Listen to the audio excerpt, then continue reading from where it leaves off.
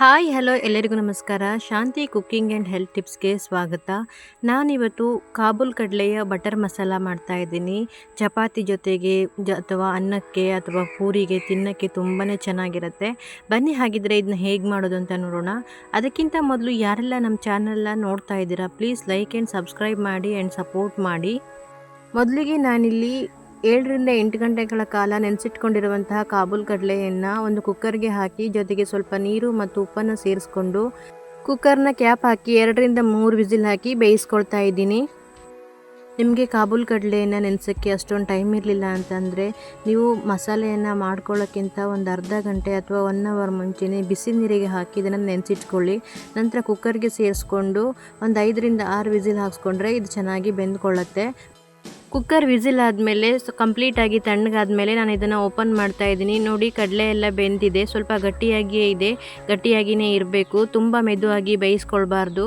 ನಂತರ ಇದನ್ನು ಸೈಡಲ್ಲಿ ಎತ್ತಿಟ್ಕೊಂಡು ಒಂದು ಕಡಾಯಿಗೆ 1-2 ಸ್ಪೂನ್ ಆಗುವಷ್ಟು ಎಣ್ಣೆಯನ್ನು ಸೇರಿಸ್ಕೊಂಡು ಎಣ್ಣೆ ಚೆನ್ನಾಗಿ ಕಾದ ನಂತರ ಅದಕ್ಕೆ 1 ಸ್ಪೂನ್ ಆಗುವಷ್ಟು ಜೀರಿಗೆ, 1 ಈರುಳ್ಳಿನ ಸೇರಿಸ್ಕೊಳ್ತಾ ಇದ್ದೀನಿ. ಹಾಗೆ 1-2 ಪೀಸ್ ಆಗುವಷ್ಟು ಶುಂಠಿ ಮತ್ತು ಒಂದು 4 ರಿಂದ 5 ಎಸಳಾಗುವಷ್ಟು ಬೆಳ್ಳುಳ್ಳಿಯನ್ನು ಸೇರಿಸ್ಕೊಳ್ತಾ ಇದ್ದೀನಿ. ಹಾಗೆ ಖಾರಕ್ಕೆ 1-2 ಹಸಿಮೆಣಸಿನಕಾಯಿಯನ್ನು ಸೇರಿಸ್ಕೊಂಡು ಇದನ್ನು ಇವಾಗ ಚೆನ್ನಾಗಿ ಫ್ರೈ ಮಾಡ್ಕೊಳ್ತಾ ಇದ್ದೀನಿ. ಈರುಳ್ಳಿ ಎಲ್ಲ ಕಲರ್ ಚೇಂಜ್ ಆಗಬೇಕು, ಅಲ್ಲಿವರೆಗೂ ಇದನ್ನು ಚೆನ್ನಾಗಿ ಫ್ರೈ ಮಾಡ್ಕೊಳ್ಳಿ. ನಂತರ ಇದಕ್ಕೆ ಒಂದು ಸ್ವಲ್ಪ ಕೊತ್ತಂಬರಿ ಸೊಪ್ಪು ಹಾಗೆ ಒಂದು ಕಟ್ ಮಾಡಿದ ಟೊಮೊಟೊವನ್ನು ಸೇರಿಸ್ಕೊಂಡು ಮತ್ತೆ ಚೆನ್ನಾಗಿ ಫ್ರೈ ಮಾಡ್ಕೊಳ್ತಾ ಇದ್ದೀನಿ.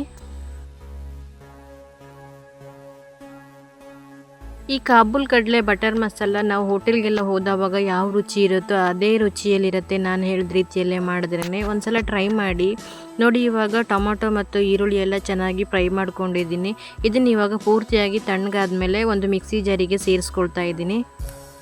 ಮಸಾಲೆಯನ್ನು ರುಬ್ಕೊಳ್ಳುವಾಗ ನೀರನ್ನು ಸೇರಿಸ್ಕೊಳ್ಬಾರ್ದು, ಹಾಗೆ ಡ್ರೈ ಆಗಿಯೇ ರುಬ್ಕೊಳ್ಬೇಕು. ನೋಡಿ, ಈ ರೀತಿಯಾಗಿ ನುಣ್ಣಗೆ ರುಬ್ಬಿಟ್ಕೊಂಡಿದ್ದೀನಿ.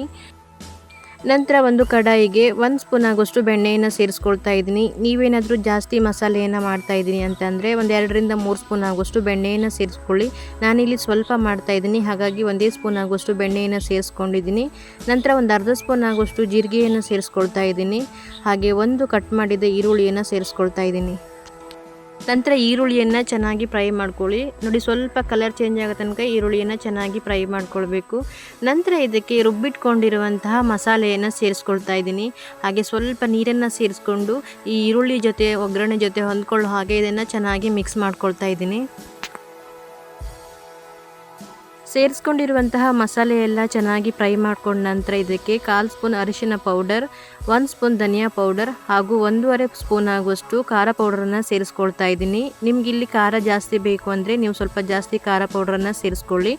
ನಂತರ 1 ಸ್ಪೂನ್ ಆಗುವಷ್ಟು ಸಕ್ಕರೆ ಮತ್ತು ರುಚಿಗೆ ಬೇಕಾದಷ್ಟು ಉಪ್ಪನ್ನು ಸೇರಿಸ್ಕೊಂಡು ಮಸಾಲೆ ಜೊತೆ ಚೆನ್ನಾಗಿ ಮಿಕ್ಸ್ ಮಾಡ್ಕೊಳ್ತಾ ಇದ್ದೀನಿ. ಮಸಾಲೆಯ ಹಸಿ ವಾಸನೆ ಎಲ್ಲ ಹೋಗಬೇಕು, ಅಲ್ಲಿವರೆಗೂ ಇದನ್ನು ಚೆನ್ನಾಗಿ ಮಿಕ್ಸ್ ಮಾಡ್ಕೊಳ್ಳಿ. ಮಸಾಲೆ ಸ್ವಲ್ಪ ಗಟ್ಟಿ ಅನ್ನಿಸ್ತಾ ಇದೆ, ಹಾಗಾಗಿ ಸ್ವಲ್ಪ ನೀರನ್ನು ಸೇರಿಸ್ಕೊಳ್ತಾ ಇದ್ದೀನಿ. ಇದನ್ನು ಇವಾಗ ಒಮ್ಮೆ ಚೆನ್ನಾಗಿ ಮಿಕ್ಸ್ ಮಾಡಿಕೊಂಡು ಬೇಯಿಸಿಟ್ಕೊಂಡಿರುವಂತಹ ಕಡಲೆಯನ್ನು ಸೇರಿಸ್ಕೊಳ್ತಾ ಇದ್ದೀನಿ. ಕಡಲೆಯನ್ನು ಸೇರಿಸ್ಕೊಂಡ ನಂತರ ಮತ್ತೆ ಇನ್ನೊಮ್ಮೆ ಚೆನ್ನಾಗಿ ಮಿಕ್ಸ್ ಮಾಡ್ಕೊಳ್ಬೇಕು. ಕಾಬೂಲ್ ಕಡಲೆ ಬಟರ್ ಮಸಾಲ ತುಂಬ ಗಟ್ಟಿಯಾಗಿಯೂ ಇರಬಾರ್ದು, ಹಾಗೆ ತುಂಬ ತೆಳುವಾಗಿಯೂ ಇರಬಾರ್ದು. ಮಸಾಲೆ ಸ್ವಲ್ಪ ಗಟ್ಟಿ ಅನ್ನಿಸ್ತಾ ಇದೆ, ಹಾಗಾಗಿ ಬೇಯಿಸಿಟ್ಕೊಂಡಿರುವಂತಹ ಸ್ವಲ್ಪ ನೀರಿತ್ತು ಅದನ್ನು ಸೇರಿಸ್ಕೊಳ್ತಾ ಇದ್ದೀನಿ. ಮತ್ತು ಒಮ್ಮೆ ಚೆನ್ನಾಗಿ ಮಿಕ್ಸ್ ಮಾಡಿಕೊಂಡು ಮುಚ್ಚಳ ಮುಚ್ಚಿ ಇವಾಗ ಒಂದು 5 ನಿಮಿಷ ಇದನ್ನು ಚೆನ್ನಾಗಿ ಬೇಯಿಸ್ಕೊಳ್ತಾ ಇದ್ದೀನಿ. ಸಣ್ಣ ಉರಿಲಿಟ್ಟು ಬೇಯಿಸ್ಕೊಳ್ತಾ ಇದ್ದೀನಿ. ಒಂದು 5 ನಿಮಿಷ ಚೆನ್ನಾಗಿ ಬೇಯಿಸ್ಕೊಂಡ ನಂತರ ನಾನು ಇದನ್ನು ಓಪನ್ ಮಾಡ್ತಾ ಇದ್ದೀನಿ. ಕೊನೆಯಲ್ಲಿ ಇದಕ್ಕೆ ಸ್ವಲ್ಪ ಕಟ್ ಮಾಡಿದ ಕೊತ್ತಂಬರಿ ಸೊಪ್ಪನ್ನು ಸೇರಿಸ್ಕೊಂಡ್ರೆ ಕಾಬೂಲ್ ಕಡಲೆ ಬಟರ್ ಮಸಾಲ ರೆಡಿಯಾಗಿದೆ. ಚಪಾತಿ, ರೊಟ್ಟಿ ಅಥವಾ ಪೂರಿ ಜೊತೆ ತಿನ್ನೋಕ್ಕೆ ಒಂದೊಳ್ಳೆ ಕಾಂಬಿನೇಷನ್ ಇದು. ಹಾಗೆ ಅನ್ನಕ್ಕೂ ಕೂಡ ತುಂಬಾ ಚೆನ್ನಾಗಿರುತ್ತೆ ತಿನ್ನೋಕ್ಕೆ. ನೋಡಿದ್ರಲ್ವಾ ಕಾಬೂಲ್ ಕಡಲೆ ಬಟರ್ ಮಸಾಲ ಹೇಗೆ ಮಾಡೋದು ಅಂತ ಹೇಳಿ. ನಾನು ಮಾಡಿರೋ ಈ ವಿಡಿಯೋ ನಿಮಗೆ ಇಷ್ಟ ಆದರೆ ಈ ವಿಡಿಯೋನ ನಿಮ್ಮ ಫ್ಯಾಮಿಲಿ ಆ್ಯಂಡ್ ಫ್ರೆಂಡ್ಸ್ಗೂ ಶೇರ್ ಮಾಡಿ. ಹಾಗೆ ಯಾರೆಲ್ಲ ನಮ್ಮ ಚಾನಲ್ನ ನೋಡ್ತಾ ಇದ್ದೀರಾ ಪ್ಲೀಸ್ ಲೈಕ್ ಆ್ಯಂಡ್ ಸಬ್ಸ್ಕ್ರೈಬ್ ಮಾಡಿ ಆ್ಯಂಡ್ ಸಪೋರ್ಟ್ ಮಾಡಿ. ಬಾಯ್, ಹ್ಯಾಪಿ ಕುಕ್ಕಿಂಗ್.